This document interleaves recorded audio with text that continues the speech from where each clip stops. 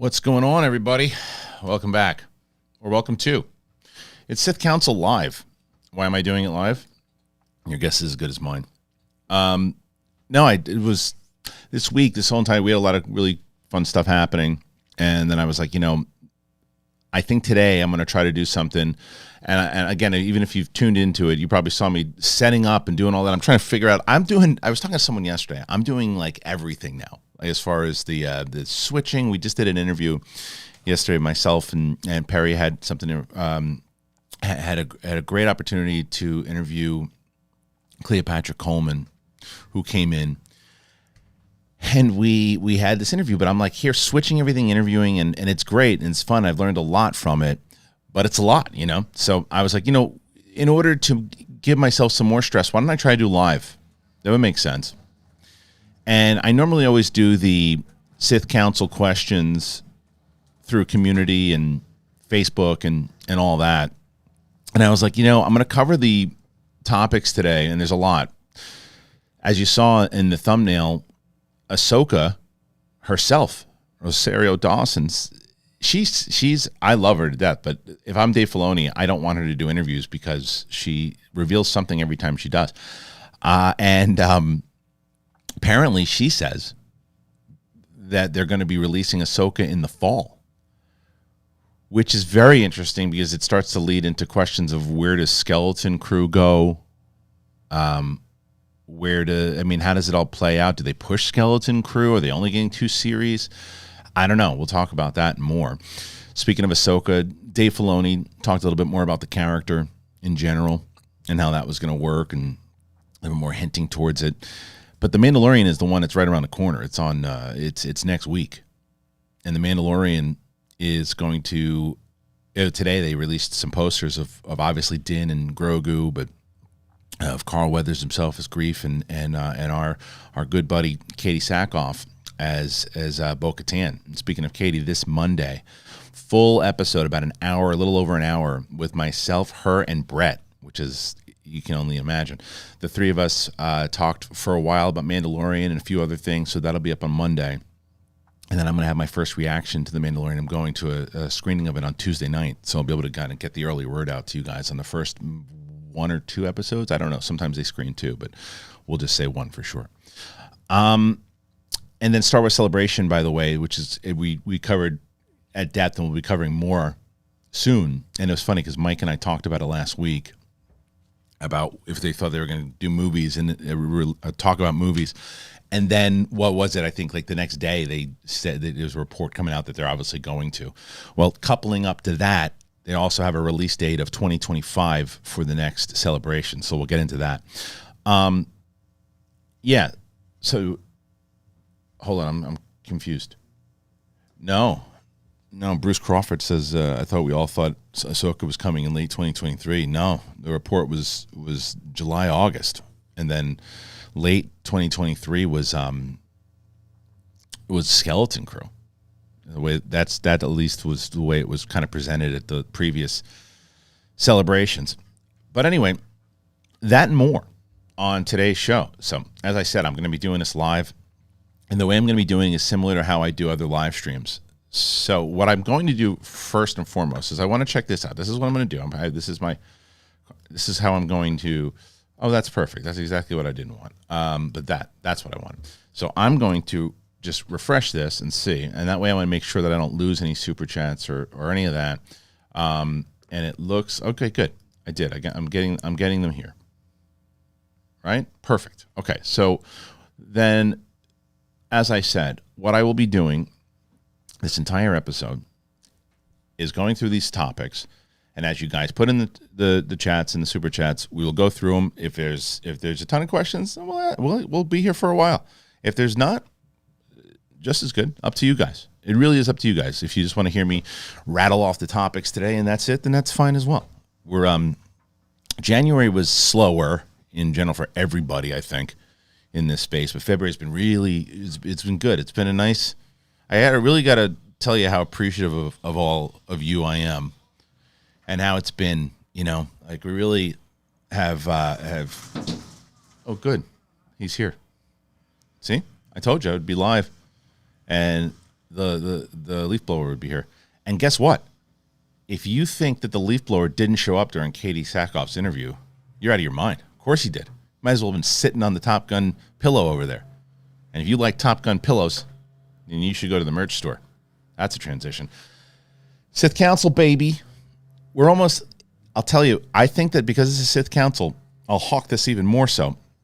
If you're a Sith Council Big Thing fan, get this shirt, get some of the Sith merch, because I think the Sith is going to be the first one to sell over 100 of these.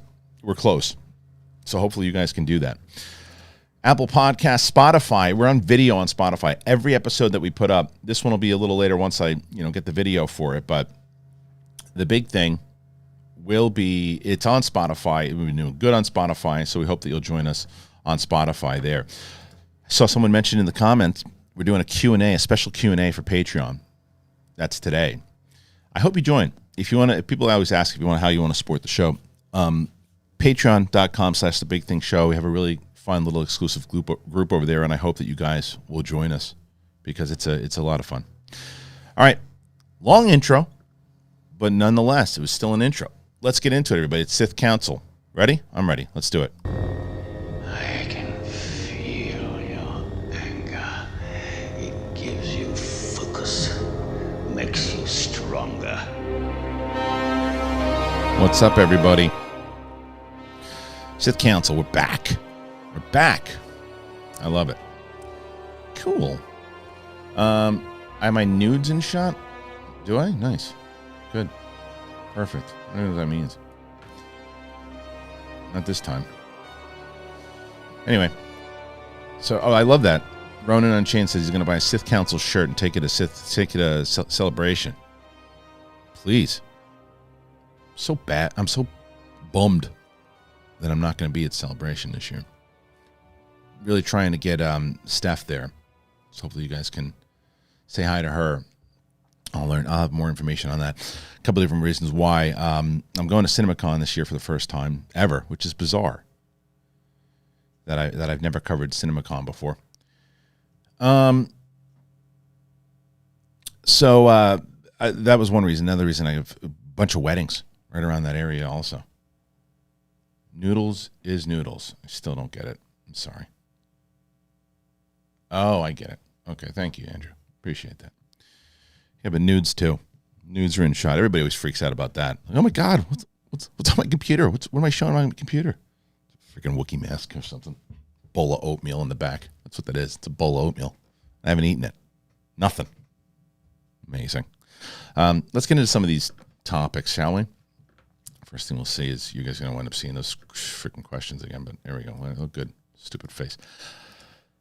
Let's start with this topic, man. This possibility of Rosario Dawson talking about the fall 2023 release for Ahsoka. This is from Star Wars Newsnet and our good buddy Miguel Fernandez. I love Miguel. He's such a nice guy. Just a really nice dude. DM with him quite often, and we just kind of he's just a massive fan. You can tell from his writing. I don't know if you guys, are reading enough of Miguel's articles over Star Wars News, but show him some love. He's really great. I'm a big fan of him. Anyway, so he writes, we've known for some time that Ahsoka's coming out this year, but little else is known about exactly when. In an interview with Today, when asked about what's coming up next for her, Rosario Dawson revealed that she believes the upcoming live-action Star Wars series Ahsoka will come out on Disney Plus this fall. And this is what she said. Ahsoka, yeah, well, that's probably going to come out in fall. There you go. We're going to have Haunted Mansion come out in August 1st, and I just did some beautiful Disney Plus commercial voiceover, and I'm like, have I just become a Disney princess? Now, if there's one thing that we've learned over the past year and a half, Star Wars news coverage is never to trust the actress. He's not wrong about this, because listen to the examples that he gives. Rosario Dawson and Tamora Morrison. Morrison hinted that we were going to see Ewoks in Book of Boba Fett. He also said we were going to get flashbacks to Empire Strikes Back in that show. Dawson also said that Mina Mossad had been cast as Ezra Bridger. And Giancarlo Esposito said in a similar interview that we'd be getting The Mandalorian Season 3 in the summer, when filming had wrapped a few days earlier. So she might be in the know, though, says Miguel, because of the Haunted Mansion window she talked about. There's a lot about that. And we're definitely going to get some news about Star Wars Celebration. At Star Wars Celebration about Ahsoka. I mean, we have to, right? And I'm just wondering, though. Like, what in the world? How in the world? Like, it brings me to like the Bob Iger of it all, because I know that with Marvel they pulled back a little bit, but Marvel also had something coming out every other Tuesday, and so there was just so much of it that is becoming a little overwhelming. Star Wars not as much, and maybe it's because of the I don't know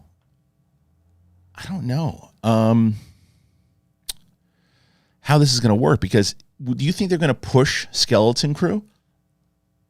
I mean, they could push it, and then because right now, there's not confirmed, but there's 2 series coming out in 2024, and those 2 series are that are not confirmed, but that we think are Acolyte, which is confirmed, I guess, and then Andor season 2, which we assume will be late 2024. If they Skeleton Crew could do what other shows have done in the past. If they, let's say that they put, I mean, even late August is still, it's not fall yet, but I guess it's venturing into it. So if it hits in September and it's, September, and it would go right until the end of December, and then what? They just put Skeleton Crew right afterwards? Or do we find out at Star Wars Celebration that they're going to push Skeleton Crew to early January, February, like they're doing with Mando, and then they push Acolyte into like the summer, and then give Andor the late side? I'm so curious. Well, what do you guys think? I see that there are super chats coming in. Like I said, I'm gonna stay here for as long as you guys. I never, if they come in, I'll be here for a while. So do not worry. I'm not gonna like, oh, you missed my stuff. I went through and I made sure that I'm going as I can with one person here, but I'm trying to make it work. Yeah, I have a lot of different things that I'm trying to do here today. So thank you so much for being here. But I'm so curious to get your guys' thoughts on it and what you think it's gonna do. Like, do you think that they're gonna, because I think that this Thrawn event is a thing, but they're placing it kind of I don't know. I'm so confused. This was confusing, but again, I think Miguel hits it on the head. Where let's see what the actual announcement is once Filoni comes out and says something, right? Let's see. And speaking of Filoni, there's some more news with Ahsoka and what he was talking about. I don't know where he was, but I know they're doing a lot of interviews, obviously, for Mandalorian right now. So that's probably where they asked him. Let's see if I can find the actual thing itself. Can you guys hear our good buddy? Can you hear him? I don't know. I'm not sure. Where did that article go? It was a big article about Filoni and now you got to be able to hear this, right? You got to. Absolutely. Come on. Do you hear him out there screaming? Not sure. Great. I'm going to see Cocaine Bear tonight, by the way. Should have a social reaction on that. So we'll see. You don't think that why don't we let go of that Thrawn event? Why? You don't think that they're setting up for that? It seems like it. And they also said it in general that Kathleen Kennedy had said that in 2020 that there was this big crossover event, not necessarily hinting at Thrawn, but that's what it seemed. So you guys have heard the leaf blower. Good. I'm glad. I should interview him for like 4 hours. Just bring him in, have a full-on conversation. And before we move on to the next story, which I got, they, I did this live event with Greg Alba and Campy at Flappers, and we sold the place out. We're doing a big thing at Flappers. I think we're going to do it either at the end of March, sometime in April, and then we're going to do New York in June. Those are pretty much set in stone. So I hope that I see a lot of you guys out there. We will be live streaming both of them. So then that'll be, I'm setting up a website and doing all this stuff too, so you guys will have access to it and all that. So just a heads up. But I think that for the LA event, we're going to have a lot of the crew there. So I'm thinking, depending on when it lands, if we're still in Mandalorian, I'll probably have Mike and Steph on stage with me at one point. And then it just depends on where we are in the season. Like, it's the beauty of being able to mix and match the crew. But it's going to be, and there'll be a lot of stand-up from, Corey's going to do stand-up. Winston's going to do stand-up. Myself, Brett, Kate. I think Jen Sturger is going to come in and do some. So it's going to be a lot of fun. So I hope we see you guys there. All right, before we move on, I do want to tell you guys, as I always do, people always ask, we have a lot of different sponsors here and ones, and I saw this comment the other day. Someone who's a fan of the show, and I'm not going to give him the troll voice because he doesn't deserve it. He's someone who watches the show all the time, and he said, "Hey man, listen, sometimes I got to talk to you about your sponsors. It's like you're enthusiastically selling all your sponsors." Well, yeah, because I only take sponsors that we like and that we think work well for the audience, and that's why Magic Mind fits in the way that it does.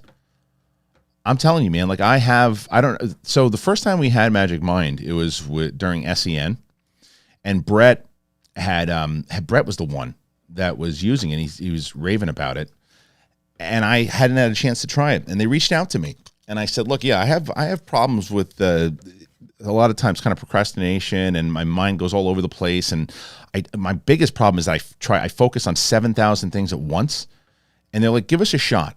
And I said, all right, well, I got to try it first before I start telling the audience about it, because that's just not what I do. I want to make sure that I really like it, and if I don't like it, I got to be honest with you guys. And I tried it, and I found myself focusing, and I found myself more so. And a couple times before I went to, I get tired at the the end of the day when I'm trying to work, and I'm all over the place. And I've been able to just kind of focus a little bit more. It had about 3 days, 3 or 4 days, I think, that when I really started seeing the effects of it. You just do like kind of one shot of it. Tastes pretty good too. Anyway, so if you want to check it out, it's the links in the description. It's Magic Mind, and you can use my code Kristian20 to get 43% off your first subscription in the next 10 days. You go to magicmind.co/Kristian and use that code Kristian20 to get 43% off. Take a look. You can browse around. You can see it. Do it for yourself. And I tell you stuff that I like, and if you like it, wonderful. If not, understood. All right, let's keep moving. Let's talk about this Ahsoka thing, because I want to not the one that we just talked about, obviously, but the one with Dave Filoni. Now, Filoni, here she is again, but this time it's Filoni talking about her, and so this was something that they hinted on, and the article again from Star Wars Newsnet, and this one is from R.S. Lubin, who writes, this is his editorial piece, which I thought was interesting. Has Dave Filoni already given hints to what Ahsoka may be like in her series? So they break it down a little bit. And he says, Dave Filoni likes to doodle. Actors and other collaborators have noted this many times. On rare occasions, he shares these doodles with fans on social media. Are these sketches subtle hints or future content or just random ones? I personally think it's reasonable that there are glimpses into the conceptualizing of what we might see in Ahsoka. All right, I'm going to put one of these in here because I didn't get a chance. You guys are going to see this actual art that he posted, which I think is pretty awesome. Here, let me just get it, put it on the desktop. There it is. It's pretty cool. Check that out. All right, so what does it say? It says, people thought I was dead too. Look how that turned out. And that's Gandalf. And yeah, but I guess I guess that's true. I guess she does seem very different when she comes back. The first images is that of Ahsoka and Gandalf. Obviously, we're not going to see a mega crossover event between Star Wars and The Lord of the Rings, as awesome as that would be. I think that's more of a hint at how Filoni sees Ahsoka at this point in her life. Here, they both have gray cloaks, as we saw her in Mandalorian, so it may hint that another major transformation is coming for Ahsoka. Okay, here's another. He is a phenomenal artist, though. He really is. I love some of this stuff that he does. Here's another one that they posted as well. That's this one. Look at that. I love these. These shirts. That would be a great shirt. Continuing on to what the article states. It says, the second concept art is that of a white-cloaked Ahsoka with the staff that she had in the Star Wars Rebels finale. The moon silhouetted behind her is reminiscent of her appearance in The Mandalorian. I don't think she'll be standing out on a tree looking like Batman on the prowl for villains, but will she go from Ahsoka the Grey to Ahsoka the White through another world between worlds like event on Mortis? Can you spot the Morai in the stars? Oh yeah, there it is in the top there. That's pretty cool. So I mean, these are interesting. And then there's another one here. This is a few of the ones that he posts. I like these. I really dig these a lot. Okay, the third image has Ahsoka in an outfit that has yet to appear anywhere. It is reasonable that her series could be the place where it makes its debut. There's another one with a bunch of... He posted a lot of stuff, huh? There's another one I'll show you guys too. There's a young Ahsoka, which we saw in Tales of the Jedi, which here comes. I'll show you guys now. Boom. And here it is. Yeah, this is, and I think a lot of this stuff probably tells the Jedi. And the next image, a young Ahsoka, a backstory. We got a backstory of her birth in Tales of the Jedi, but will we get more exploration in live action? I don't know. I don't think we will. I think that was more so for Tales of the Jedi, but you never know. You never know. Here's another one. This art's cool, huh? Love that. That would be great if we saw this in live action. Anyway, Filoni is a well-known anime fanatic, and the influence of Princess Mononoke, I'm not going to say it right. You guys know that. I don't know it. On season 4 of Star Wars Rebels is clear as day. Riding a giant wolf isn't the only thing borrowed from that film. According to Filoni, the entire thing was a source of inspiration for Ahsoka. The concept art from Untold Tales panel at Star Wars Celebration 2016 might be giving away Ahsoka's favorite method of transportation in her own series. Now, this one's pretty awesome. Check this. What does this mean, if anything? You guys tell me. What does this mean? That looks like Han and Ahsoka, but does that mean anything at all? Let's see what they theorize. This might have been an idea from the walkabout arc of season 7 of the Clone Wars. Originally, Ahsoka ran into a boy who helped her instead of the Martez sisters. There appears to be an explosion in the background, and this might be something repurposed for the new show. Okay, so maybe it wasn't Han, but it looked like, I mean, it's got Han type things in there, right? Kind of looks, I mean, it's got the vest, it's got the same type of blaster. I don't know. This art's awesome. This is a fun one. Could have led with this. Look at this. Now, what's this? This has got to be her and Sabine, right? I assume. Let's see. Next one. This image seems to be of Ahsoka and Sabine going through snowy mountains, possibly looking for Ezra. They could also be looking for the mines of Moria as it evolves. Fellowship of the Ring vibes to me. My guess is that they are looking for an old Jedi temple here. Oh, man. This series could become a little bit more exciting. I mean, I was still looking forward to it, but this looks a little bit more exciting. Here's another one. Look at this stuff, too. So, yeah, he's definitely going kind of... I can see why he would think right away Gandalf. Perhaps this comes from the same scene as the previous one with Sabine. Ahsoka looks out alone from the top of a mountain. And then there's another one here. Last but not least, this is when he decided to include this picture because I noticed Ahsoka's staff seeming to be radiating a power of sorts. Will we see a new Force weapon? Hold on, here it is, guys. So I show you, like, what the hell are you talking about? And here it is. I mean, the one next to her looks like Dagnino. I know it looks like it's Kanan, but it looks like Dagnino. Interesting. Yeah, there's a lot there. There was a lot. That was cool, huh? I thought that was pretty awesome. What do you guys think of those pictures? Had you seen them before? What do you think? I like all of it, and I like the kind of the speculation of it. I do think... Who was I talking to about this recently? I can't remember anymore. It all blends in together. I was just talking to somebody about time travel. I was on one of those Patreon 101 calls that I had. I am so interested if they're going to play with the world between worlds for a lot of different reasons. The positives of it are that, you could do a lot of different things inside of the time travel aspect of it and how they used it in Rebels and all that. But I think there's far more negatives, not because of the creative choices. I think because of the way the fans are going to take it, right?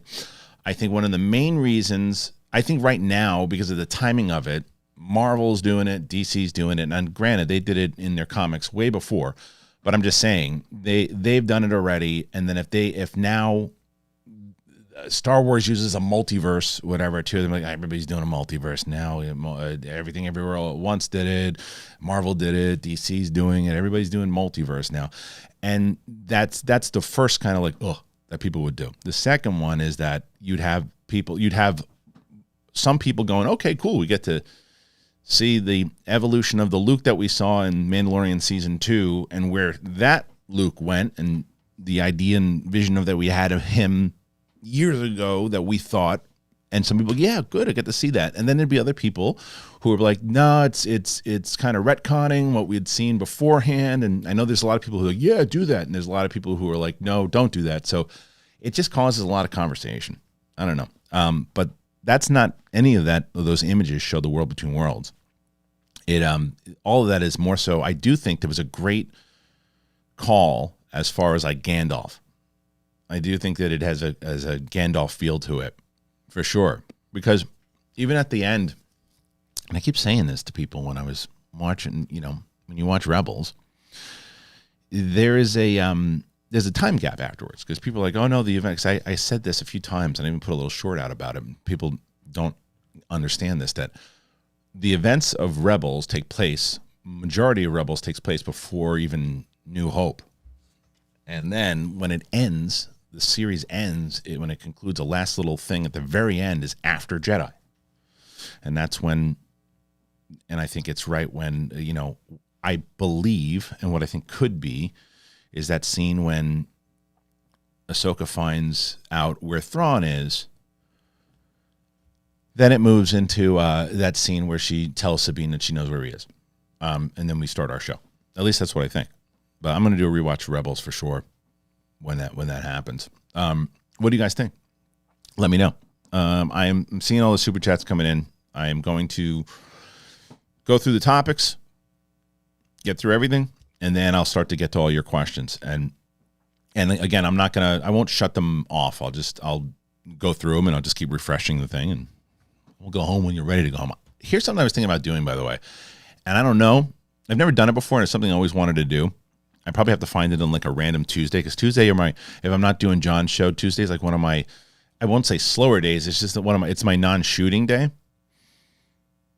was thinking of doing something where I do a full-on like live stream for the day and just try to talk about whatever, have people come in here, talk about stuff that's going on, questions from you guys, do the whole thing. Just try it once. Something I always wanted to try to do. Try to do a very long stream, but we'll see. How are you, Rose? Nice to see you. Good to see you. Anyway, Mike Joyce says, I've never seen Rebels. Should I watch it for Ahsoka? I think so. I mean, I love Rebels. I think Rebels is phenomenal. I think it's got a lot of great. It's got the things I love about Mandalorian. Rebels has, like, just kind of that mix of overall Star Wars. Yeah, I love it. I think it's great, and I think that Ahsoka is essentially going to serve as a live action continuation of Rebels. Do I think that you'd be lost? No, but it's very similar to some of these other, like I was talking about with Ant-Man and the Wasp, right? Do you have to watch Loki in order to get what's going on in Quantumania? No. But is it helpful? Yes. And I think even more so with Rebels. So, yeah. Anyway. All right. Let's before I move on, also got to tell you guys, I've told you guys many times over about our buddies over at Athletic Greens. I love Athletic Greens so much. I love them. AG1 by Athletic Greens, man. They're so good. They're so good. And this is the other one. This is my wife this morning takes all these vitamins, and I go, how do you do that? I can't take a whole bunch of vitamins. I like doing it all in one shot. That's what I do with Athletic Greens. I love it. I take it all the time, every day. You guys know that. I mean, how long I've been talking about Athletic Greens now? Athletic Greens, it's better gut health. It's increased energy. It's for me, it's the sleep quality. That's what I've been doing. The sleep quality is the best. You can do it right. You can, whether you're working out or before you're making your coffee. Whatever you're doing, you feel ready to go, and it's the health kick. It really is. Between my diet that I have, which I'll tell you about later, and then and Athletic Greens, I've been doing good. I've been having good energy. People have been noticing that. I like that. It helped me with my energy. And why do you want to take a whole bunch of different things? You just take this and that's it. You put it in. I take it in a bottle of water and I shake it up, and I love it. And AG1 was designed with ease in mind, so you can live healthier and better with having to do a lot. People love it. Katie Sackhoff is, like I said, she's coming in on Monday, and I talked about Athletic Greens on the show, and she loves Athletic Greens. And I'm going to leave that in the show when she says it, of course. It's delivered to me every month. Very easy to make it a daily habit. So if you're looking for an easier way to take supplements, Athletic Greens, it gives you a free 1-year supply of vitamin D and 5 free travel packs with your first purchase. But you have to go to athleticgreens.com/bigthing.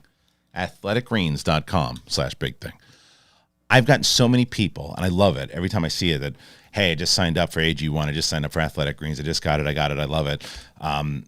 Let me know, because I always send that to Athletic Greens, and people have been tagging Athletic Greens. Hey, I just heard about you from the big thing with Kristian Harloff. Definitely do that, and let them know that you found them from me, because I want to be with them for as long as possible. They're awesome.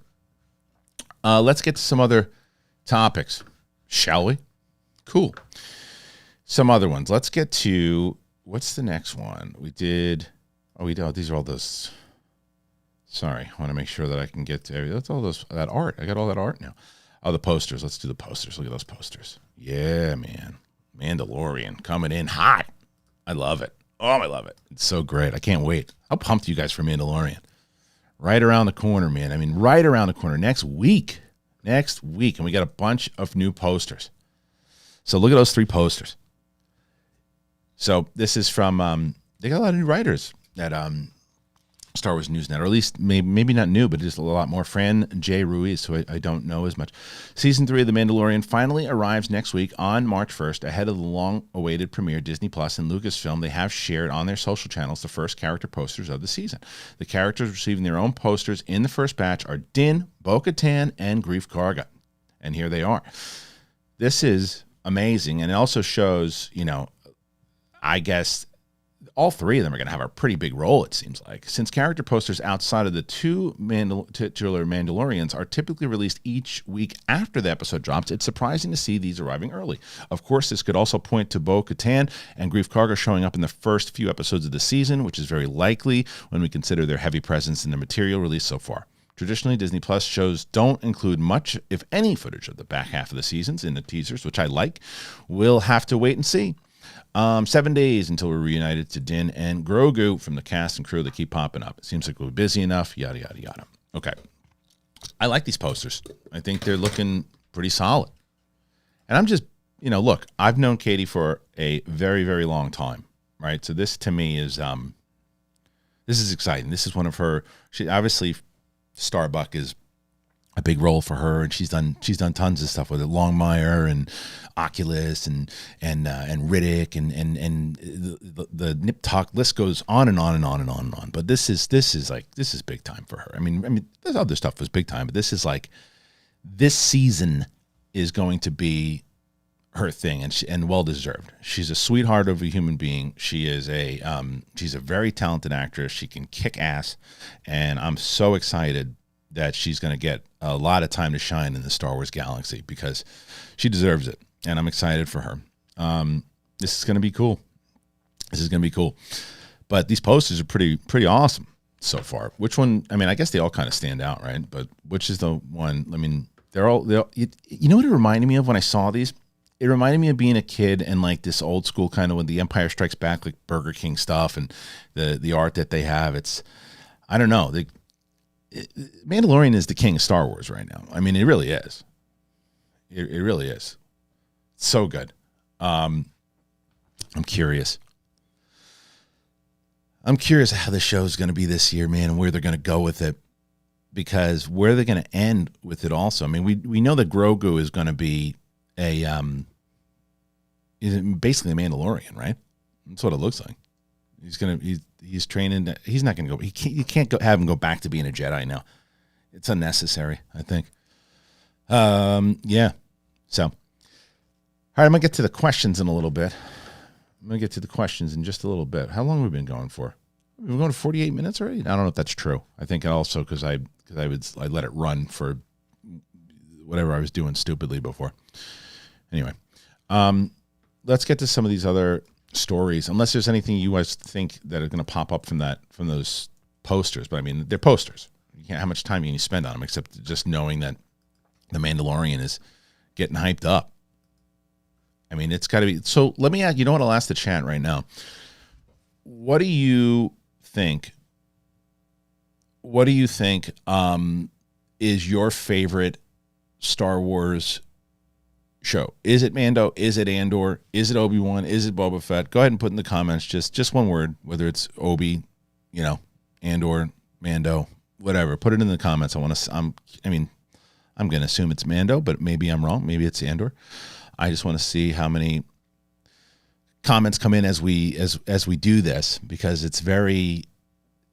I just think he's the king. Yeah, Mando's the king. I think Mando. I mean, for me, if I'm ranking everything. Oh God, it's hilarious. I saw Coy Jandreau had posted the I don't know, someone had asked about ranking the Star Wars film, and then Coy did it. And I was like, yeah, you know what? Why not? I'll do it. So I posted it, and I was also working on No Sleep, and then there's 11 movies, and I skipped one and put 12. So I skipped the number or whatever it was.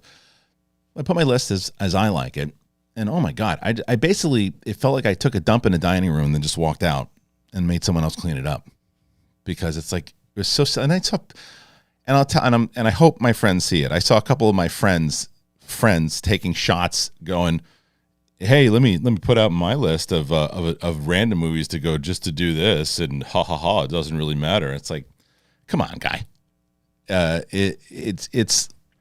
I didn't ask you if you wanted to do it. I said I saw someone else do it. I wanted to put a list. You rank your list and you do it. I didn't say my list was factual. So it was my list. So if you have your list and you put it out there, enjoy, put whatever list you like. Doesn't mean that if you put a movie that I have as number 11 as your number 1, doesn't mean you're wrong and I'm right, or vice versa. It's a list. That's it. You can't. You're allowed to do it. And I asked PJ Campbell, who I love, and I texted him, and he was like, because PLD wrote a list, and then PJ writes, why do we have to rank these movies? Because it's fun. You don't have to do it. But if you want to do it, you do it. If you don't, you don't. But it's your list. You do what you want to do. You put your list out there. You can rank them however you want to rank them, because there's some things you like better. I rank pizza over than burgers. Maybe you rank burgers over pizza. That's it. It's so yeah. I did skip number 4. You're right. I was exhausted, man. It was a long couple of weeks, but nonetheless. Let's see. Let's talk Star Wars Celebration again. It's like I said, I was on Can't Be Show yesterday, and we talked Star Wars Celebration. And there's the movie question, right? What's going to be announced? And I mean, I would just, if you're like, hey, I got to bet, I have to make one bet. I have $1,000 that I have to bet on. They're making me bet on a Star Wars movie. Which one should I bet on? I think you have a very high probability of winning a lot of money if you put that $1,000 on the Lindelof movie. I mean, that's it. That's it. I think it's pretty much locked in at this point. I don't think. I wonder what they're going to announce if they announce a plan. I'm very curious, and the smart play, to be honest with you, is to only announce one movie. Only announce one. Now, let me get past this for a second, and I want to see. No, that's we did that one already. Let's get to. I want to bring up celebrations here somewhere. That's the Survivor Game, Mandalorian, yay! Star Wars Celebration. They announced Star Wars Celebration 2025. They didn't announce where it was going to be, but they announced when it was going to be, and that's 2025. And that goes into what we're talking about here, and that is the movie. 2025 makes a lot of sense. That I think now, because of this, I think we get a definite confirmation of the Lindelof movie, and we get a confirmation that it comes out in December of 2025. Because now if I was to guess, I'm going to say they're probably going to go back to Orlando. If I was going to guess, Orlando, I would say they go back to Orlando in December of 2025. And I think that the movie is Lindelof's that they announced here. And I saw someone ask this question, I don't know where it was, but they said, how come they did Star Wars Celebration 2022 and then did it again in 2023? Well, it's because there was supposed to be a Star Wars Celebration in 2021, I believe, if not 2020. There was supposed to be, it was during the pandemic. I can't remember if it was 2020 or 2021, but they moved it. And then by moving it, they ran into back to back, which is great, but I think every 2 years is probably better. And next year, I mean, if they wanted to, they could do it every year if they wanted to, because there's more stuff now with TV, but I just think you get more of an impact. I think you wait, because the reason why I say announce the Lindelof movie is that it feels like production. I think they're going to announce cast. I think they're going to announce what it's, at least a rough outline of what it's about, and then announce that it comes out in 2025. I think that is the smart play.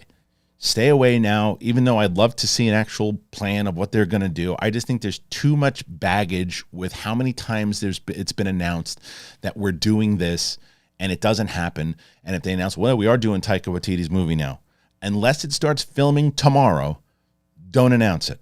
Don't announce Patty Jenkins' movie. Don't announce anybody else's movie. I mean, the other one was a Sean Levy movie. That too. That was, people forget about that one. The Kevin Feige one, all this.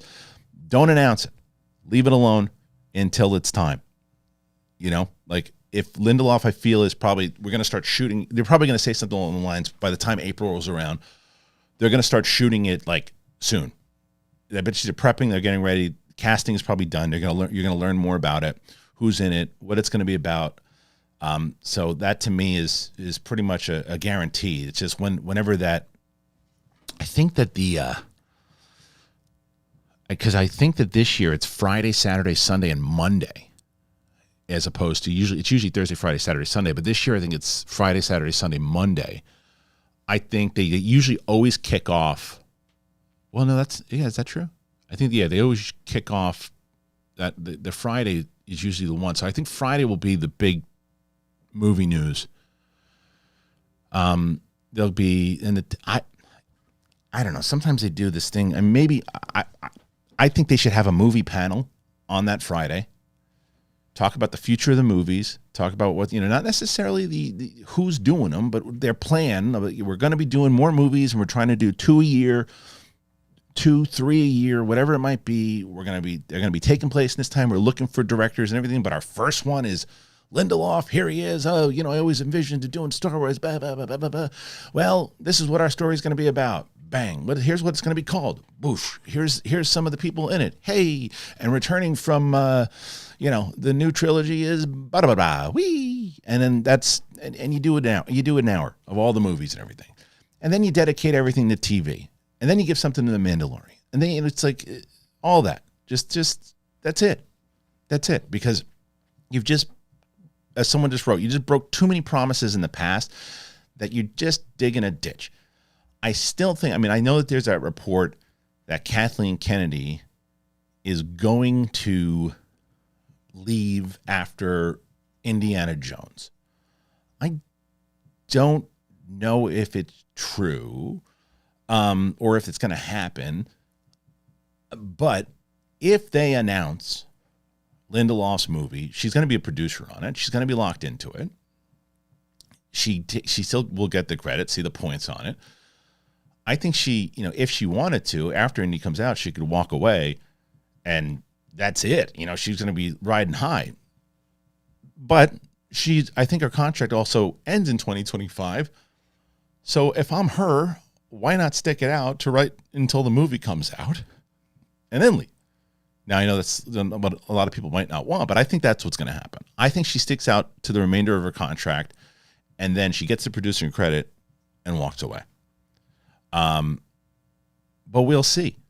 I do think, though, I know she's going to be the one making the announcements at Celebration. I think that's a mistake. I think that the audience, what I have noticed, and I think it's a good thing, I know it's a good thing. When she comes out, she gets a nice round of applause, and she gets people are very respectful in the audience and everything too. And the thousands of people that are in there, not everybody is a big Kathleen Kennedy fan, but they show her the respect that she deserves from all of her body of work and everything that she's done. But she's just not, you don't buy her as being super enthusiastic when she's making these announcements. And whether she's there until 2025 or not, I would love to see her go, you know what, who's going to make these announcements? So-and-so. Let Favreau make all the damn announcements. I know maybe why would he? He's only involved in one particular sect of it. But I think that right now it makes sense that that's her thing. But whoever they're kind of grooming to be the next one, if that is indeed the case. But look, there's another side of this too. she might re-up again, and she might be there until 2028. So, I don't know. Yeah, it does. I mean, it comes off as phony. It does. I don't think you're wrong. Yeah, that's the problem. She comes out and like if someone had, or Miguel Fernandez had wrote to me and said, hey, you always mention that you want this big crossover event to happen. Kathleen Kennedy actually said it in the investors meeting in 2020 that they're doing a crossover event. And I'm like, how did I miss that? And when you watch it, there's no passion behind it. She's clearly reading off a prompter going, and it's going to all conclude with a big crossover event. Huh. What? There should have been some oomph behind it. She is a good producer. Well, but that's the thing, though. I think Affair, she is producing, but she's not just producing, right? I think that's what you mean. She just go back to just producing. And that's the problem with being the head of all of it with Lucasfilm. It's like, I think you can run Lucasfilm the way Zaslav is now running, or Iger is running Disney. I think you can do the same thing. I think that the problem is that when you try to, because it's like any other hot trend, right? When everybody tries to do what Feige's doing, and you don't have those that's not your toolbox. You don't have those tools in the toolbox, then it comes off as disingenuous. It doesn't come off like it's, I'm not buying it. I don't buy it. Like, I don't feel like, I mean, if I sat Coy Jandreau down with Kevin Feige for 3 hours, I feel like neither one of them would get bored about the stuff that they're talking about inside the comic world. I feel like if I sat down with Kathleen Kennedy for 3 hours and tried to talk to her about Star Wars, she'd call for the bill within 10 minutes. Now, I don't know if that's true, but I don't mean the filmmaking process. I think if you talk the filmmaking process, you could probably be there with her for a while. If you talk to her about directors and making the movies, and I think the passion is there. But I think if I started to talk about, who the rule of two and the old Republic, I think that a glaze would come over her face. That's what I would. That's maybe I'm wrong. Anyway, before we move on, speaking of food, I was just talking about food. I don't need to go to dinner because I got the one and the only Green Chef, baby. Green Chef. I mean, this is the one that people have been asking me about a lot. They've been asking me about it a lot because they're like, hey, I noticed that you lost weight. Is that true? I said, yes, it is true. And I've been really using this Green Chef once day. And as I mentioned earlier, I only take sponsors on that I believe in. So I tried them out, and man, and I mean, look, they send you menus and things that are very easy for you to make. I make my own stuff also with the stuff that they send. I've been making like these stir fries, which is really great. Green Chef is the #1 meal kit. It's for eating well with dinners that work for you, not the other way around. And they have options for every type of lifestyle. Their recipes feature premium proteins, seasonal organic produce, and they have sourced seafood. You can expand your palate with unique farm fresh ingredients like figs, dates, artichokes, so much. Green Chef is the only meal kit that is both carbon and plastic offset. They offset 100% of their carbon footprint, as well as 100% of the plastic in every box. 100% of the seafood meets the Monterey Bay Aquarium Seafood Watch rankings of certified best choice or good alternative. Green Chef, you are reducing your food waste by up to 38% versus grocery shopping. I've definitely noticed a lot. I mean, I couldn't tell you. The freaking chicken that they sent was so tasty. It was so good. They offer 10-minute lunches. Each week's menu includes 2 convenient, low prep and nutritious lunch recipes, and they're ready in just 10 minutes. It's true. No cooking required. Perfect for when you're on the go and pressed for time in the office. You can eat well at lunchtime too. So if you want to head on over and you want to do it, you got to go to greenchef.com/thing60. And you know why it's thing60? To get 60% off. Plus free shipping. That was the deal. It's like 60% off. 60% off plus free shipping. You got to go to greenchef.com/thing60. All of these things that I've been telling you guys about, they're all in the description of the video already. So you can go in there and you can check it out. It's fantastic. It's really good. Okay, let me tell you something. I have been collecting these super chats. We're going to try this out today, and we're going to see how it works out. Let's see, I'm looking right now, and I'm going into the super chats, and I want to see exactly how many people have put some stuff in thus far. I'm going to go all the way down. There's quite a few. There's quite a few. So if you guys want to continue to put them in there, please do. I'm going to read them, and let's take some super chats. I'm not going to promise you this, that for that big live stream that I'm going to do, I made sure that I don't do like on my show on Big Thing. It's not even live. This is live. I was not going to put schmobots or anything for this. I think it for what this show is, it just kind of disrupts it. But I was thinking for the super long stream that I do, forever how many hours I do it for, I'm gonna do it all. Super chat, schmobots, Streamlabs, the whole damn thing, and just like we just hang out all day. I'll probably have drinks. I'll have some. I'm gonna get Joe's Pizza. I'm gonna get Joe's Pizza that day. I'll tell you that. And we'll just have a full on party, all of us. And that's the other thing, by the way. I forgot to mention this. We're going to, as I mentioned to you guys with the live shows that we're going to do, we're going to announce when they're on sale, and we're going to give people who are either patrons or part of this new website first access to the shows at probably like a discounted code. So once we have the website set up, we'll give you an opportunity to join as members. But the other thing we're going to do is we're going to do an event that'll be exclusive for this particular website, hence why we'll give the exclusive tickets with the discount. We're going to have the whole Big Thing crew, because you don't ever really get to see Winston and Coy and Steph and Mike together on the same show, and Roxy and Brett and Kate all in the same room, partying, having a good time, talking it up, and kind of prepping for the live shows of what it's going to be. And we're going to do a full live show with you guys, and that will be live streamed. And that will happen. That will happen sooner than later. So I'll have more information on that. All right, let's get to these. Let's get to these questions. I'm going to go to the first one here, and the first one is from Matt McCuller. Will Star Wars become a prestige name again in cinema? It's a fantastic question. It is an absolutely fantastic question, because it is not. It's like, it reminds me of kind of baseball, right? Baseball was America's pastime for a very long time, but I don't think anybody can deny that it is indeed football that is America's pastime. Star Wars was the game. Star Wars was the one, and from rightfully so for everything that it did. And the new trilogy took the oomph out of the mystery of it, and not because it necessarily even if you love the movies, I don't think you can deny that it didn't. Marvel, for the first three phases, united everybody. It did. It just minus a handful of people, but Marvel fans, right? Marvel fans loved the first three phases of Marvel. Majority, right?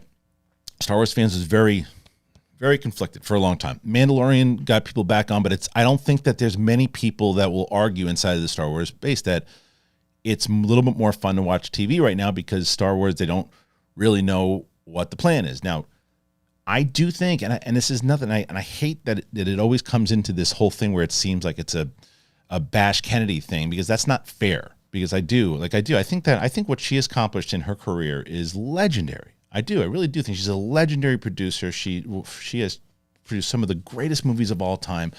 I just think she's in a too much of an old school mentality to take Star Wars where it needs to go. It's like a coach of a sports team. It's like their battle plan works for certain things. Like Indiana Jones, I think the approach that she made is going to work, and I think it's going to make a lot of money, and I think she's going to do, and it's going to be another notch on the belt that it's like, yeah, that was why you have Kathleen Kennedy produce. Look at that movie.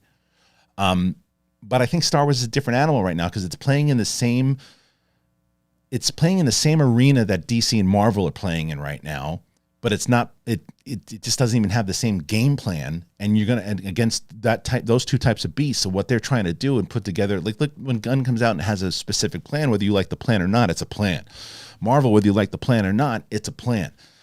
You got to have a plan, and so if the plan if they have a plan, they have someone who can execute that plan. Yes, I do think that they can come back to prominence, because I think the material is good enough for it to be. I think that they played in the Old Republic and they believed in this stuff and they weren't scared to do certain things that, yes, they could. So we'll see. We'll see. So we got so thank you for that question. I appreciate it. Yeah, like I said, there's a lot of questions coming in. Thank you guys so much. Appreciate it. Like I didn't know what I was going to do here today, so the fact that you guys are sending these in, it means a lot. It's a support to the channel, and it really means a lot. All right, the next one coming in is from. Oh wait, you know what I got to do? Hold on a second. You can't even see the people's names. Can't do that. Let me make sure I see everybody's names. Come on, guy. So let me make sure that we have last one. Let me make sure there's Wicked Art. So there is. All right, we have Matt McClure. We did already. Okay, Rolly Reacts just puts in a $5 super chat. Thank you, Rolly. Wicked Art, the great Wicked Art. By the way, and I didn't get a chance to use Wicked Art's intro today. The signature, Sith Council and Capes and Cowls signature done by the great Wicked Art. I just couldn't do it today, and puts in a very generous $10 super chat. Thank you, man. Why does Star Wars keep teasing Quinlan Vos but never gives us what's been going on with him? I think it would be cool to see him help out Ahsoka in the unknown regions in a couple of episodes. Yes, however, by the time we get there, he's gonna be pretty old. Now that's not to say you can't use him, but I think that if you are, I don't think that they should do Obi-Wan season 2.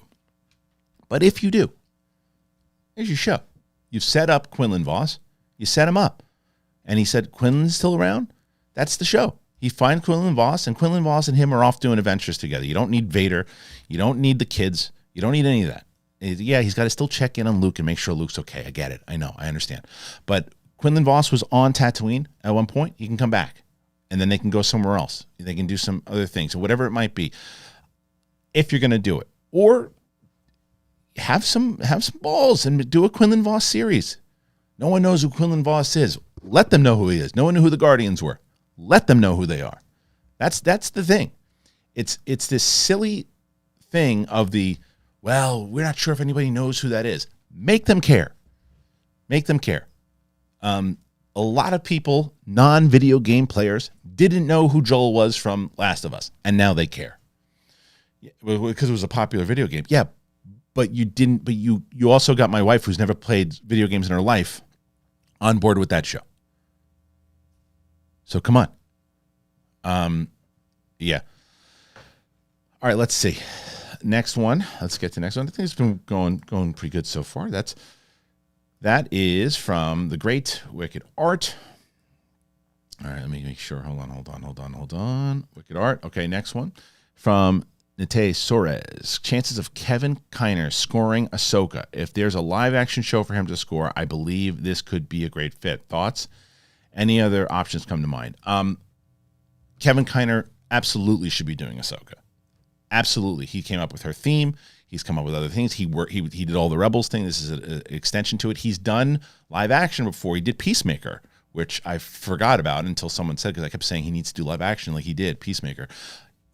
And that was great. Kevin Kiner is so underrated, not by Star Wars fans who really appreciate him. He is an underrated composer he's the, and I love the Mandalorian score. Kevin Kiner is the best, behind John Williams, is the best Star Wars composer, hands down. After John Williams, Kevin Kiner is the best. Because Kevin Kiner does what a lot of people have failed to do, and that is give original themes and still not be afraid to use classic ones when the time is right, and don't make it look like, oh, well, you're just relying on the old themes. No, it's a perfect time to use it, but here's a new one. Here's a new. You like Ahsoka's theme? Great. Well, here's the Force theme also here. It's brilliant the way he uses Star Wars music. The Obi-Wan series should have used Kevin Kiner. Nothing against the composer. Thought she was great. Thought she worked in some other stuff that was amazing, but it wasn't. That was one of the biggest misfires from Obi-Wan was the music, and that was because maybe the note that she got too was not to use it as much, and that could have been a Deborah Chow thing. But Kevin Kiner is the man, and so I really hope that he's able to do Ahsoka. I'm crossing my fingers.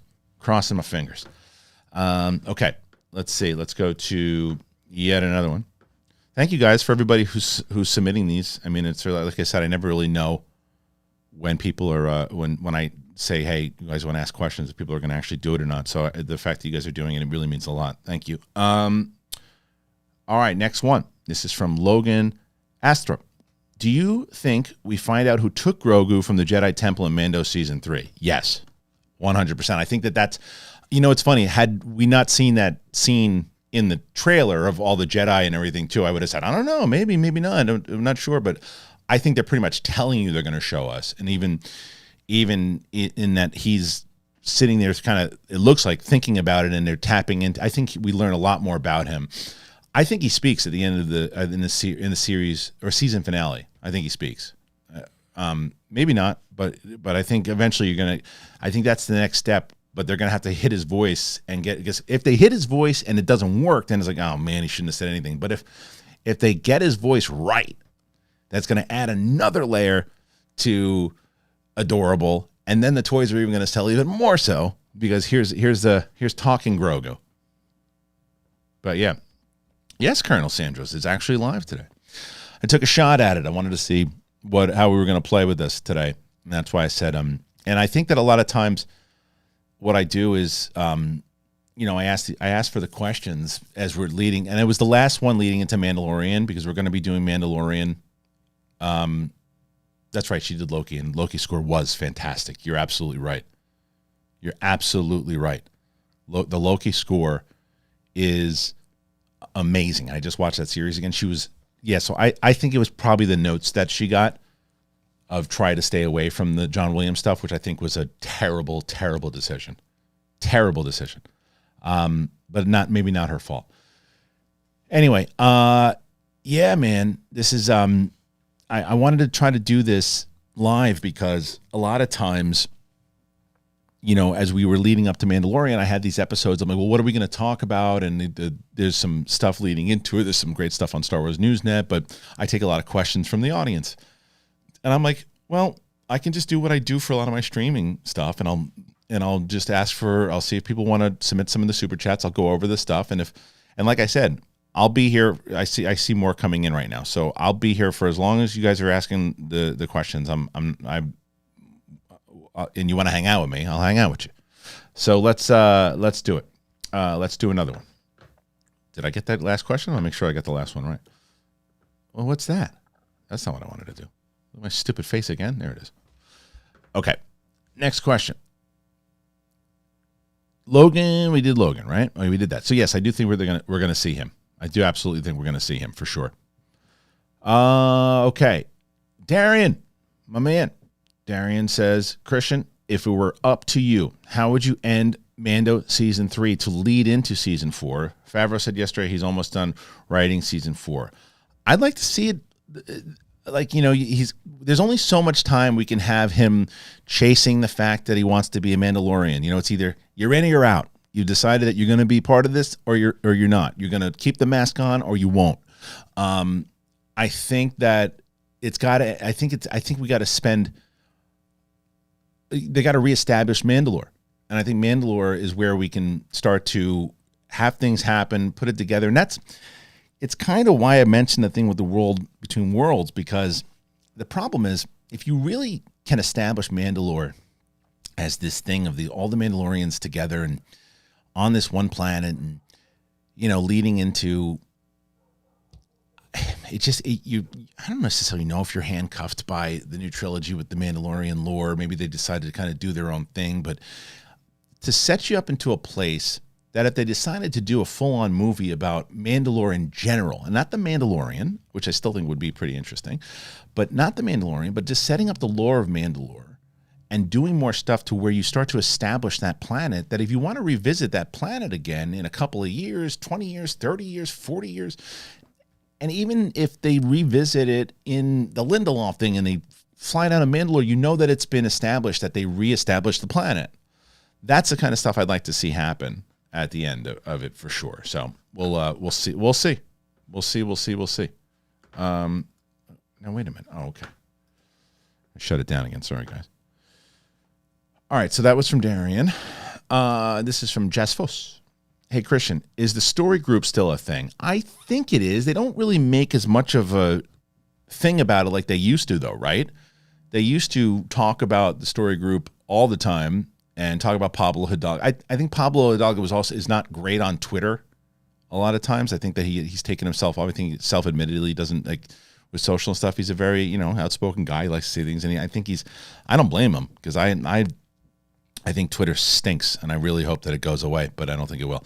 But I think between that and I don't know what happened to Leland Shee, who I love. I don't know. I think that they still, when it comes to if you need certain things explained or if there's particular, I think that those guys are always there. Now, how much they're connecting everything, I assume that it's still a thing. It's just not as talked about as before, if that makes sense. I don't know. What do you guys think? You think it's still a thing? We'll see. That's a great call, Thrawn. This story group does need to hire Alex Damon. I couldn't agree more. Yeah, absolutely. That'd be great. Anyway, let's keep going. And I keep seeing, more super chats coming in. So, hey, if we're here to 5 o'clock, we're here to 5 o'clock. I'm cool with it. Let's keep going. All right. Next question. That was from, where was it? I keep going. Man, there's a lot of them coming in. Holy moly. Thank you guys. That was from Joss Fos. All right. Now, this is from Bobby Jackson, the one and only Bobby Jackson. Thank you, Bobby. That was a very nice super chat as well. In order to get more people on board with the High Republic material, do you think Lucasfilm should release more animated or live-action series? Also had a fantastic time on Sunday. Thank you, Bob. I'm sorry I missed you. Yeah, for a lot of people who were there on Sunday, they were like, for the show. I had once it was late for me. The show started at 9:15. I didn't hit the stage until 9:15. I did put my first 6 minutes of the stand-up that I did on this channel if you wanted to see it. But then we led into the show with John, myself, and Greg, and we were up there for about an hour. And I think it was, I don't think I got home until 11:45 at night, and I was wrecked the next day. So I had to get out of there as soon as possible. But it was really nice that everybody was there. I'm glad you had a good time. As far as the question goes, let me get back to your question, Bobby, and that is in order to get to the High Republic animation. Yes, I do think animation would be a good way to do it. They're coming out with that video game, and that video game was like, okay, great, this looks amazing. The problem is the video game comes out in 5 years or something. So it's like, oh, okay. The novels, that's not going to get people really hyped up on it. The people who are reading it, absolutely it will. But people who just are casual fans or even just watch stuff in general, it's going to be hard to get them on board. And someone even asked me today, how come you're not really getting into the High Republic stuff? There's some good stuff in it. And I've said this, I think if this was 2015, I probably would have read every single one of them backwards and forwards. The problem for me now is I read these things differently than everybody else does. And it has nothing to do with, and I for anybody who reads them, and this is the right approach, I think, for everyone out there who's like, well, I just like to read the stories because they're good stories.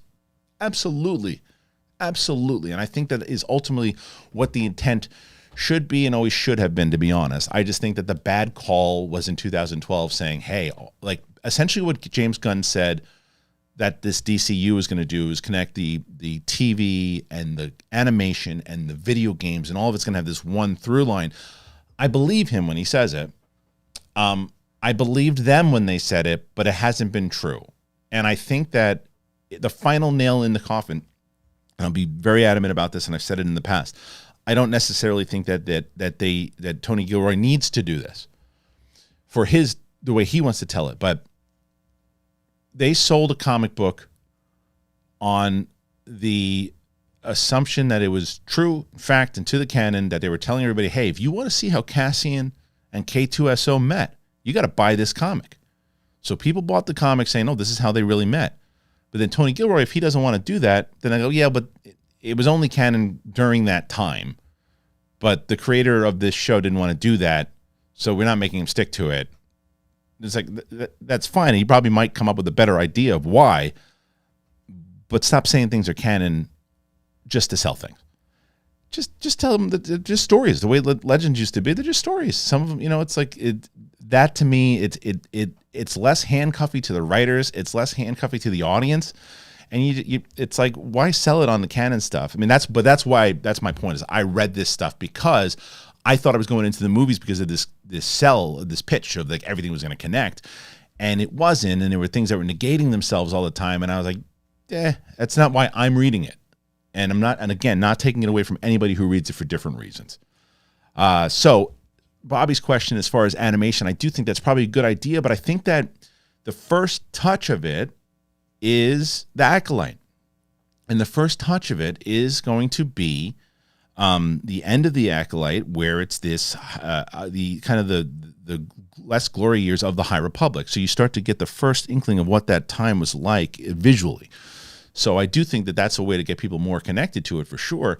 And look, another way to do it is believing in your material that you have. If you want to believe in these canon books and you not just selling them to get money out of the audience, and you want to do it it does bother me when people say that what I just said, like, well, they're just trying to get money out of the audience. Well, yeah, it's a business. But if that's your only intent, then that's the problem, right? Like, it's like, just sell them, they'll make money, they'll buy it. That stinks. If they say, like, look, we've got all these books, we've got all these things, we got the High Republic, people liked in the Acolyte, let's try to adapt this first book from the High Republic. I don't know if I want to commit to a series, but let's make a Disney Plus movie for it. Let's make a Disney Plus movie for the High Republic with the intent that if it does well, that this could potentially be a series. If you believe in it enough. I don't know. Okay. Thank you, Bobby. You're the man. Bobby's been a long time supporter of this channel. He's just a really good dude. 156 Impulse. Hey, big fan. Thank you, man. Question. I love Andor, and that's my number one show. Mando is my second favorite. Great job yesterday at John's show. Thanks, man. Yeah, John's show was fun yesterday. It's always good. I just wish if John's studio was closer, I'd probably do it a lot more. It takes out, it rips the whole day. It takes an hour in the morning. It takes an hour and a half to get there. It only takes about an hour to get back, an hour and a half to get back there. But the show's 2 hours long. So by the time 10:30, like I leave my house at 8:30 in the morning. I get to John's by 10, shoot the show at 10:30, done by 12:30, 12:40, home by like 2, close to it, maybe 1:45, 2, walk the dog, and my day's pretty much shot. So I love doing the show, but it's just that's why I don't do it all the time. If it was closer, I'd probably do a lot more. But I loved it. Yeah, it was a lot of fun. Did you ask a question? I'm sorry. Did you just say it's really nice things? Oh, you said that Andor. I get it. Like, I have talked to so many people who were just off of Star Wars in general, and even Mando, right? It's like, yeah, it's fine. But just were brought into a different type of writing with Andor. Like, the writing on Andor is still, I'm way more excited, obviously, for The Mandalorian than when Andor was announced. There weren't a lot of people who were hyped that it was coming out because they didn't know what it was going to be. Plus, you just had 2 series that were fairly lackluster. And on a lot of people, some people loved both the series. I'm just saying, for the majority opinion is that it was fairly lackluster on the other 2. So there wasn't a lot of hype behind it. There's a lot of hype behind Mandalorian, right? But then when you get the type of writing, season 2 will be a lot more hype for Andor. But I'm not going to push back against anyone that says that Andor is their favorite show. It is, to me, the best written Star Wars material since Empire. I've said that. I said it to Diego Luna when he's sitting right there. But Mandalorian's still my favorite. It's just, it's everything I love about Star Wars, but I get that Andor is also a lot of people's favorites. Questions are still coming in, man. Thank you. Like I said, I'll be here until they're all done. Let's go to the next one. This is from Elmoff. Elmoff? I can't tell. I got to put my freaking glasses on. It is Elimoff. Okay. If you could pick any director to make a Star Wars movie, who would you pick? I'd go Nolan. I think he would have done one back in 2015 or so. That's a harder question for me to answer, only because it just depends. It depends on, like, you look at, I always bring up this Ryan Coogler conversation. Ryan Coogler is a guy who is just such a young kind of visionary and just has a very passionate way about making films, and you feel his emotion in all his movies, right? He had only done Creed and Fruitvale Station when he got Black Panther. The level that he was at the time, one would assume that the meeting went, and this is a question I'm definitely going to ask him if I ever get a chance to interview him again, and I'll definitely ask Feige if I interview him, whenever it might be. And I would say to them, I always envision the meeting kind of going like this. Look, we have a plan. We know where we need these movies to go. We love what you did with Fruitvale Station. We loved Creed. Is Black Panther, or maybe he said he wanted to take the meeting because how much Black Panther meant for him. I believe that he said that in an interview, I believe. And okay, so we had this idea of certain things that need to happen. What's your vision on it? Well, I always saw it going this way and that way. Great, but can it also link up to this? Yeah, it could. What if we did it this way? And collaboration. I think that was one of the biggest missteps with the new trilogy. It was like, oh, where do you want to go with it? I'd like to go this way and go cuckoo with it. Oh, okay. Well, what about the fact that this director did that in the last one? Oh, okay, that makes sense. Just do what you want to do. You're a good director. We trust in you. Like, with certain, like, Tony Gilroy is a perfect example of a showrunner who collaborated with everybody. And now again, I feel if I tried to have a conversation with Tony Gilroy about Darth Bane and Old Republic and all of that, his head would be in his pasta within 5 minutes. However, I feel if I talked to him about the intrigue and the understanding of the rebellion and the spy in the government and the politics of all the empire, I feel like you talk your ears up for 4 hours. So it depends on the project, the passion behind it, and also the collaboration. Tony Gilroy, I don't know how factual this is or not. Rumors that I had heard that J.J. Abrams liked to do things his own way and didn't really want to take a lot of outside information of what the Star Wars thing was. Is he had his idea, he had his vision, he wanted to bring it out. Gilroy, again, I use the example of he made that whole artifact scene. And he didn't know probably any of it, of what it was, but he trusted in the people who did. And maybe that was the story team. Maybe there's other people too, that there was all these artifacts. Like, I don't care where they come from. I'd like to know what they are once you tell me what they are. But I need artifacts from the galaxy. It's something that would be in this guy's office. And they're like, well, this comes from this particular age, the Mando age or the Old Republic. And this is like, great, put it in there. And I think that's what you'd have to do with a director that comes in, whether it's a Nolan or something. Like, is Nolan, what kind of adventure does he want to tell? Does he want to play ball, or does he just want to make a Nolan movie? If Tarantino came in, he'd make a Tarantino movie, right? I always thought the idea of Matthew Vaughn doing, I still think that X-Men First Class is a very underrated X-Men movie, and people don't talk about it enough. I think that it kind of revitalized the entire X-Men franchise. People forget how stale X-Men were by the time Vaughn's X-Men got in there. And I think he's amazing. And I wish he'd get out of the Kingsman realm. And I love the first Kingsman. I just wish he'd get out of that realm and start doing other stuff.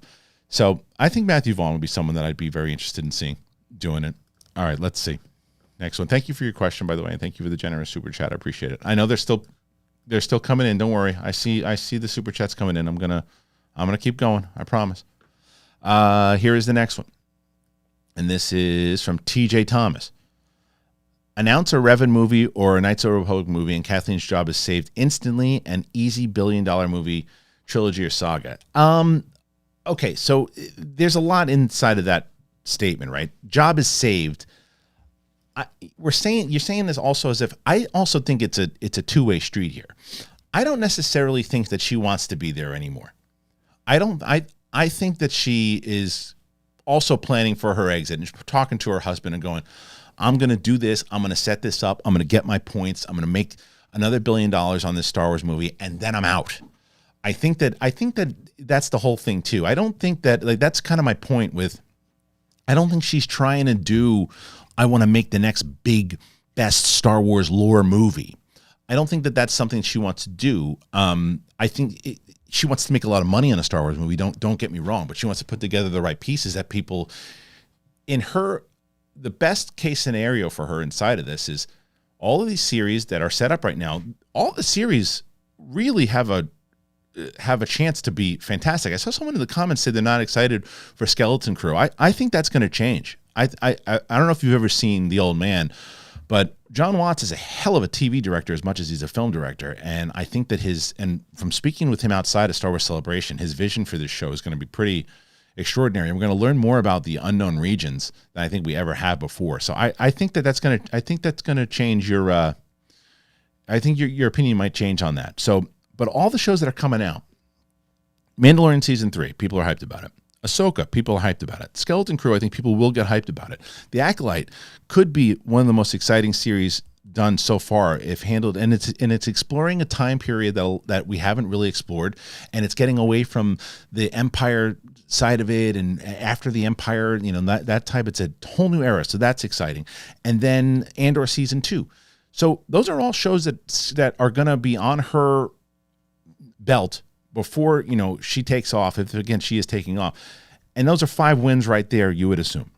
Okay, and now the movie. If she goes and she just makes this big blockbuster movie and it makes $1 billion, great. That's a win. She's done that many times before. But if it's great, if the movie turns out to be great and get the audience back on board, because if they can do that and she does that, that's a big win for her as well. But I think setting up the Knights of Republic and Old Republic and setting up that regime and a Game of Thrones type thing, do I think it's my dream? Yeah. Do I think it's going to save her job? No. There's other ways for her if she wanted to stick around. If this new Lindelof movie makes $1 billion and she wants to stick around, she can stick around. It's a money business. It's a money business. All right. Let's go. Next question. And that was from TJ Thomas. Okay. Noob's Profit. I like that. Noob's Profit. Love the channel. Never stop. Thanks, man. Yeah, we're trying. We're trying to do new things. Why is that doing that? Stop that. We've been doing this now for a little bit on this channel, and I'm really, I was talking to Perry yesterday. Like, we've been pushing really hard, and I was trying to do the math on it, because this channel was a clips channel for the Schmodown and even SCN clips for a while, and I can't remember, maybe 7,000-8,000 subscribers or whatever it was.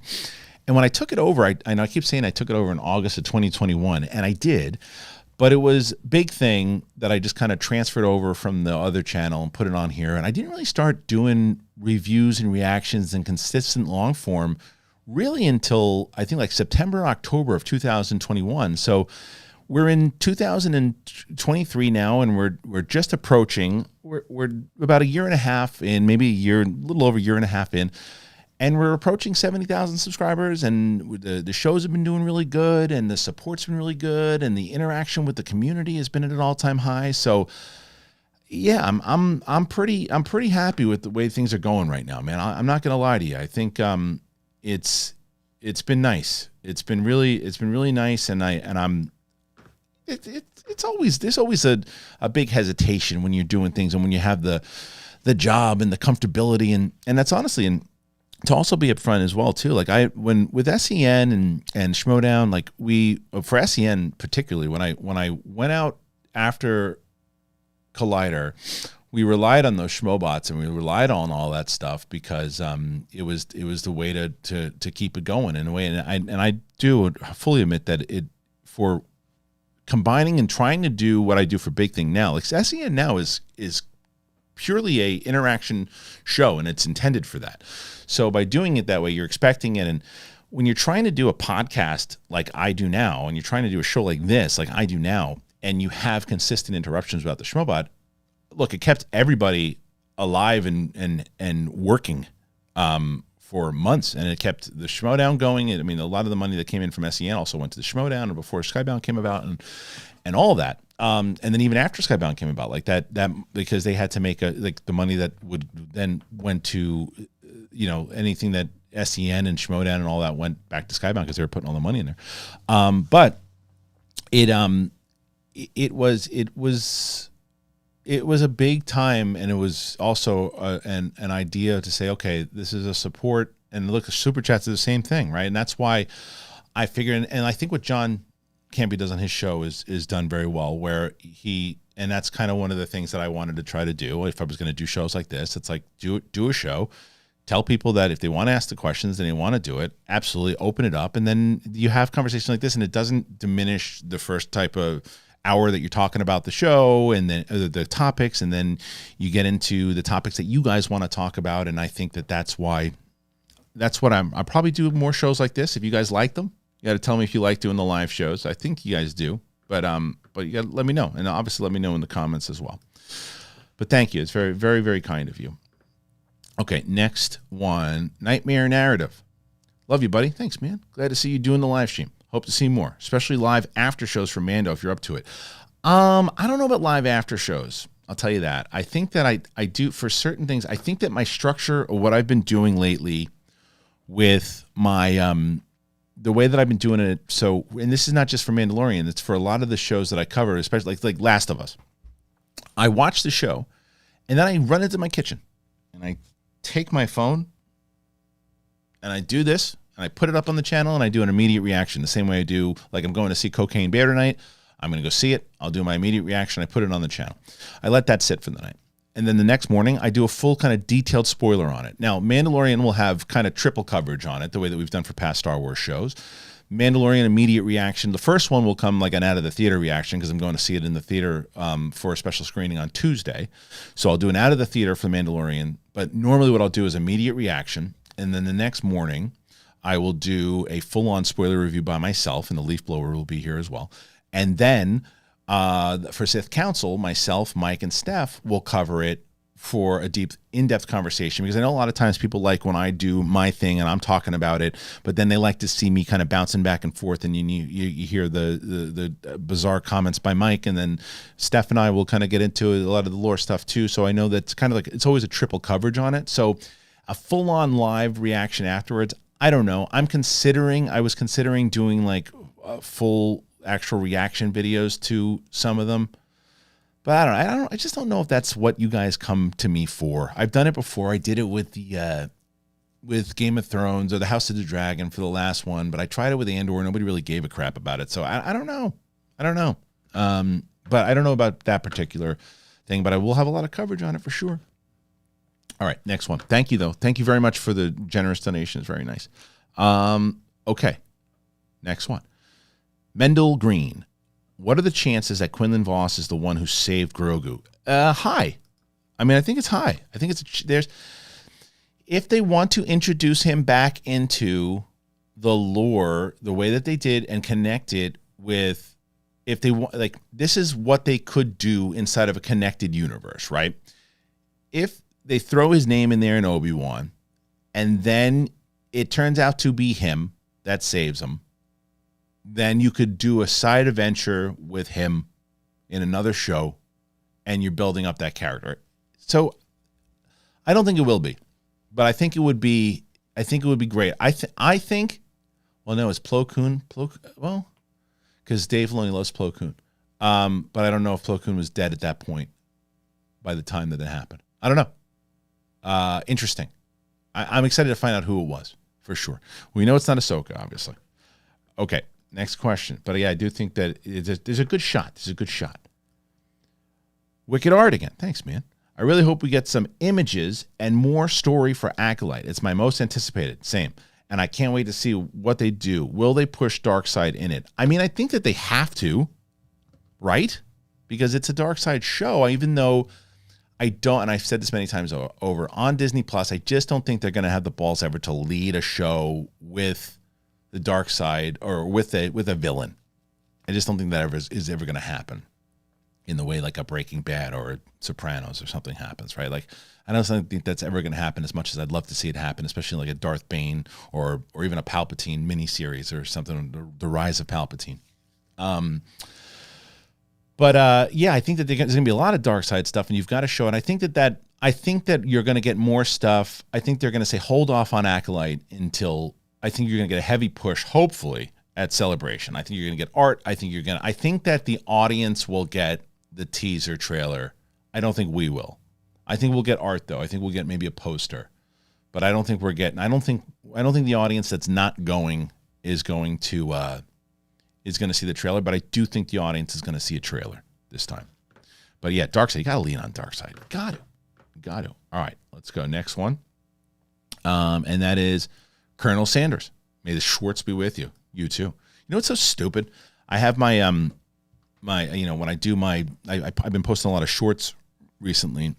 So sometimes I have to be on the run. I do voice text to do my description, and I'm running through it, and I'll do hashtag Star Wars, hashtag Ahsoka, hashtag, and every time I say hashtag shorts, it always goes hashtag Schwartz every time. I'm like, why is that the first place that series go? Wouldn't Shorts be the first thing to take over Schwartz? Siri's a moron. Just no offense. I don't know. No offense to who? Maybe Siri's watching? I don't know. Okay. Let's see. Next question. Tom Hanks. Hey, Tom. Big fan. What are the hopes for announcements at Celebration? I mean, I think I just said it as far as my hopes. My biggest hope is Acolyte. More so than the movie. I want to see what the Acolyte's going to look like. My biggest hope is that we all get a trailer for it, but I don't think we're going to. Biggest hope is we learn more about it. We get the TV slate in general. The biggest hope for movies is that more so than just an announcement of an actual movie happening, when is it shooting? How close are we? What's it about? Who's in it? That's my biggest hope. I'm very curious of what you guys think as far as your biggest hopes are too. Again, questions are keep coming in, and I thank you. Travis L. Marshall. All right, Travis L. How do you see Thrawn? Quite frankly, I see him more of an anti-hero after reading the novels, especially if Papa Palpatine is gone. Yeah, but that's the question, right? That goes back to my previous point. What are they following? Are they, because in the Rebels, he seems like a pure villain. Pure villain. Like it's black and white. There's no he seems like a villain. In the novels, he's pretty intricate. There's a lot more. The comic book too. There's a lot more going on with him of what he went through and how he became and how he made his way into. I thought a Thrawn series, by the way, his exploring his origin and how he became part of it, and like because you're right, in the novels he's got to go through a lot, and he kind of forms these relationships and everything too, and you can sympathize with him. Not so much in TV, and I think that, like I said, TV and film, and I don't know about games yet, but TV and film are canon. Nothing else is canon right now. They can tell you it is, but nothing else is canon right now. So Thrawn's a villain. How do I see him? If they combined all of it, sure, I see your point. But right now, the Thrawn that we're given, he's a pure villain. That's it. All right, next question. And that comes from Corey Gallup. Hey, Kristian. I never catch episodes live, but you make my work days go faster with all the big thing content. Keep it up. Are you hyped for Jedi Survivor? So I'll tell you why I am hyped for it. Now, I like the first game. The story is amazing, and the gameplay, whenever, like, I'm playing Last of Us right now, and that's one of my favorite games now that I have played in years, and I understand why everyone was so hyped about it. I'm a big fan of Uncharted, because Last of Us does the same thing. I know it's Naughty Dog. It does the same thing that Uncharted does. If you're walking around in a circle like a moron, like I do all of the time, it goes, hey, hit L3 and we'll tell you where to go, stupid. And that's what I do. Oh, I got to go to the bridge. In the first game, in Fallen Order, I'm walking around and I keep, and again, Last of Us, it doesn't let you fall off cliffs. I've tried. And it doesn't let you fall off cliffs. You fall off cliffs every single day. It's like, look how it's like real life. No, don't do that, because I'll keep falling off cliffs, or I'll keep fighting the same cow over and over and over again. And it's like, just tell me where I need to go if I'm not doing it right. And apparently this new game has changed that and has made the maps easier and has done that. If that's the case, I mean, I'm gonna get it, because I want to know the story more. I want to learn about it. But it was just, I got so frustrated because I can't spend that much time playing a game. Like Last of Us, I've been moving through it because I can get to it. Even if I get to a place where, and I had to do this yesterday for the first time, I was like, I don't have enough time to explore what I need to do. I'm going to go on YouTube and find the cheat. And I found the cheat, and I dove underwater, and I got the thing, and I was like, great. And I just played the game for the rest of it. And I couldn't do that in Jedi. It's like, oh, you got to do this. I'm like, I did that, but now how do I find it? I hope that they change it. So I am looking forward to it, Very much so if they've changed the gameplay, which apparently that they have. So we'll see. We'll see. All right, next question. And this is 156 Impulse. My question was, will we ever see a Mando movie to end the series? I just woke up. I mean, that's my hope, man. My hope is that that's exactly what we'll get. I've been saying that till I'm blue in the face. I think what a way. I think that would have been their easiest thing. If it depends on when they want to end the series. Let's say that this, and I've said this a million times over. So my apologies if I have apologies. Yeah. Apologies if I have gotten to a place where I've said this a million times over. But if they announce that this fourth season is the final season, once again, tell me that when it's coming out, and then in December, whatever date it is, let's say it's the 10th. December 10th is the penultimate episode. And then December 17th in theaters, the series finale. And it's a 2-hour movie that you shot knowing part of the budget. Let's say the budget is $150 million. You've planned it out that it's gonna end the whole entire thing, and it's gonna be the movie, and it's gonna lead into the very end of it. It allows new people to catch up on it. It allows it's a very popular series. It's not like kind of like you wouldn't do an Andor movie.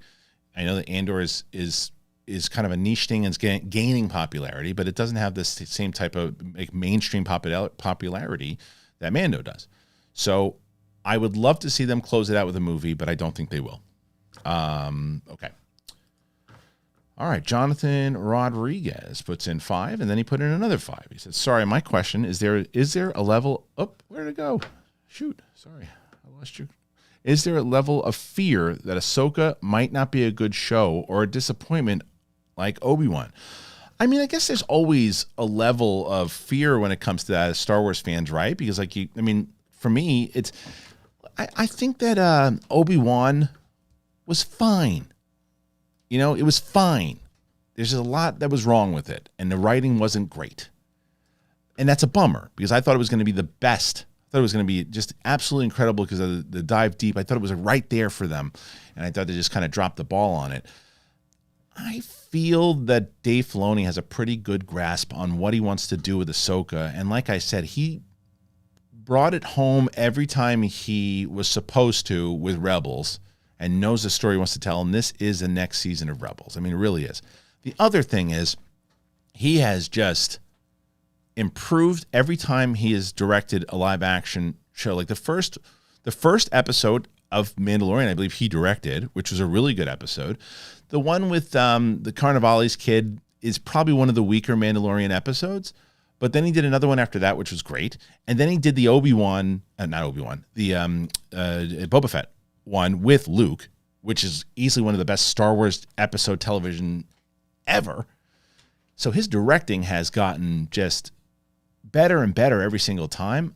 I'm pretty confident with the Ahsoka series. I think that one's going to deliver.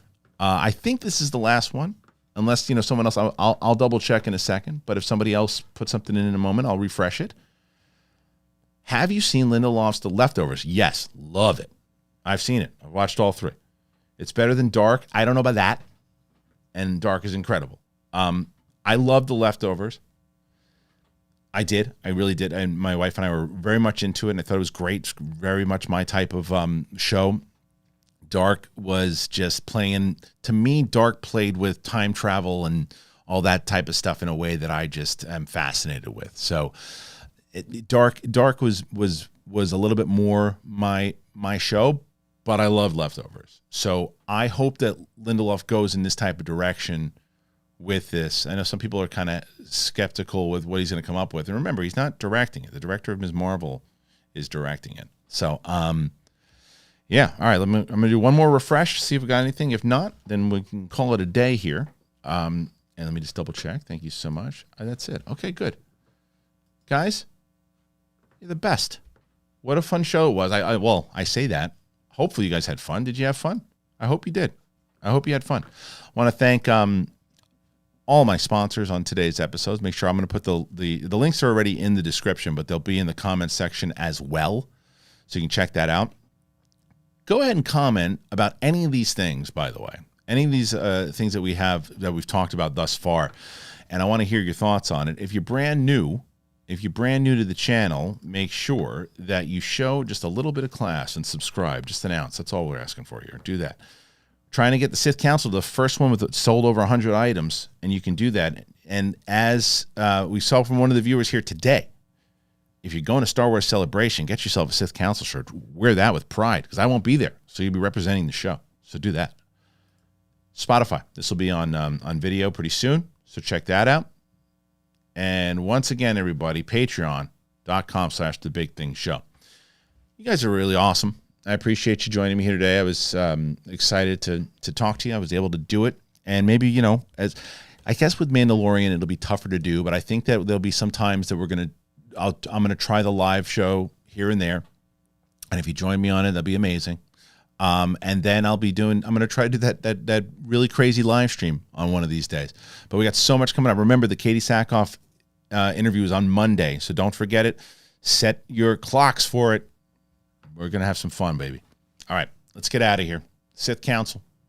Peace. I can feel your anger. It gives you focus, makes you stronger.